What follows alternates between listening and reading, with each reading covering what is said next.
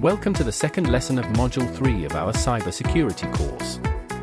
This course is presented to you by TCSC London Academy and the instructor Mr. Isam Ifarud Jain. In this lesson, we will discuss cybersecurity risk assessment. What is risk assessment?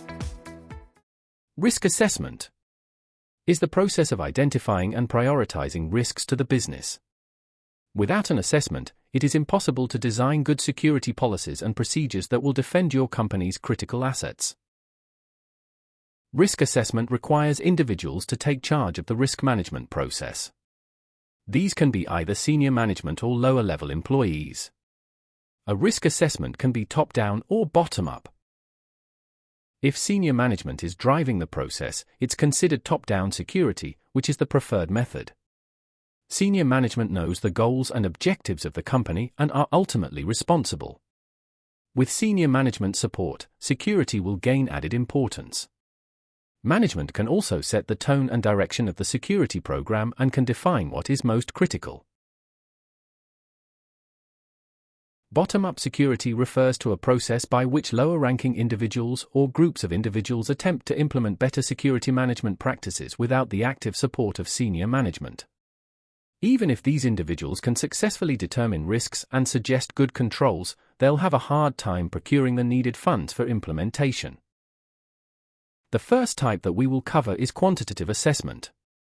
Quantitative assessment deals with numbers and dollar amounts. It attempts to assign a cost, monetary value, to the elements of risk assessment and to the assets and threats of a risk analysis. To fully complete a quantitative risk assessment, all elements of the process, asset value, impact, threat frequency, safeguard effectiveness, safeguard costs, uncertainty, and probability are quantified. Therein lies the problem with purely quantitative risk assessment. It is difficult, if not impossible, to assign dollar values to all elements. Therefore, some qualitative measures must be applied to quantitative elements. Quantitative assessment process steps. A quantitative assessment requires substantial time and personnel resources. The quantitative assessment process involves the following 3 steps. The first step is estimate potential losses. This step involves determining the single loss expectancy, SLE. SLE is calculated as follows. Single loss expectancy by asset value equals exposure factor. Items to consider when calculating the SLE include the physical destruction or theft of assets, the loss of data, the theft of information, and threats that might cause a delay in processing. The exposure factor is the measure or percent of damage that a realized threat would have on a specific asset.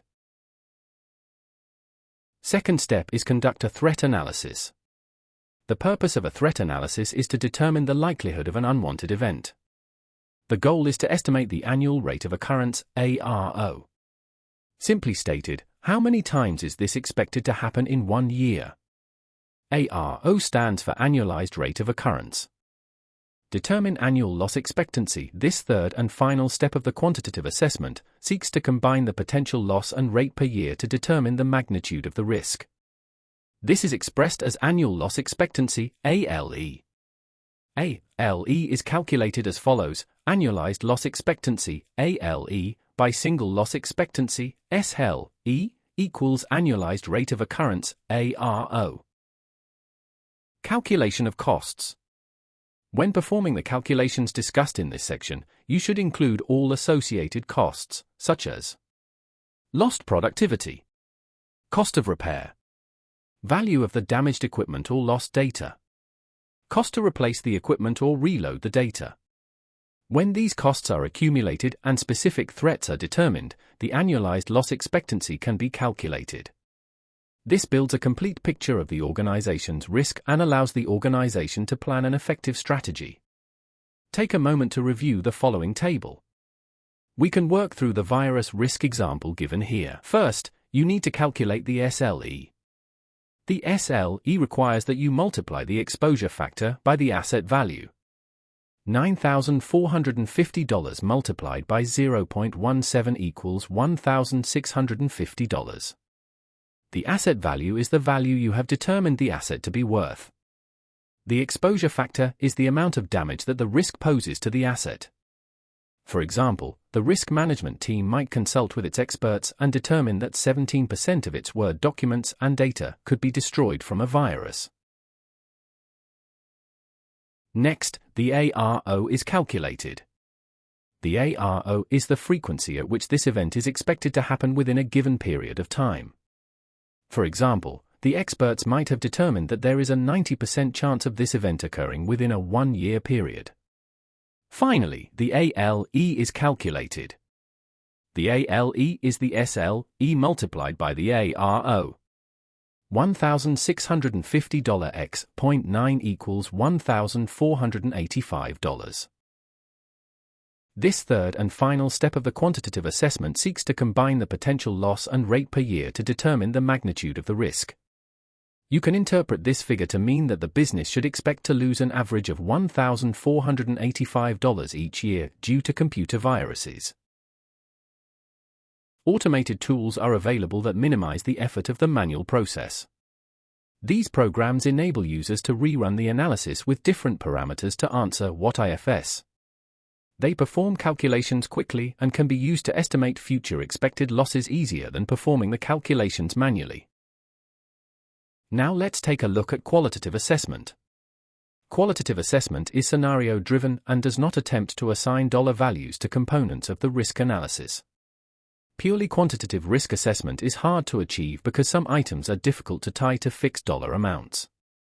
Absolute qualitative risk analysis is possible because it ranks the seriousness of threats and sensitivity of assets into grades or classes, such as low, medium, and high.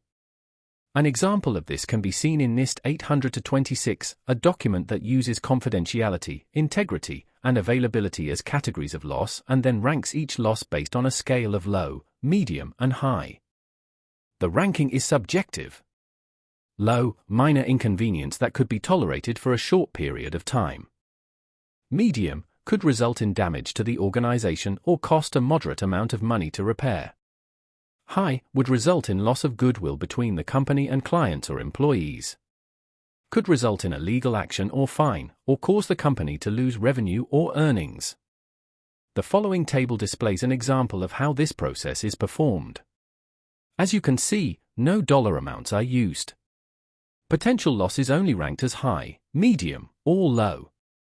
The downside of performing a qualitative assessment is that you are not working with dollar values, so it is sometimes harder to communicate the results of the assessment to management.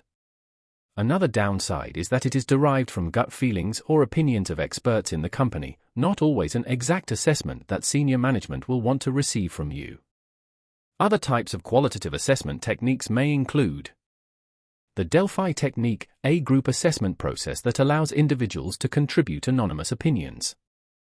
Facilitated risk assessment process, FRAP, a subjective process that obtains results by asking questions. It is designed to be completed in a matter of hours, making it a quick process to perform. Scenario analysis, a method that involves creating hypothetical scenarios to explore potential risks and their impact on the organization.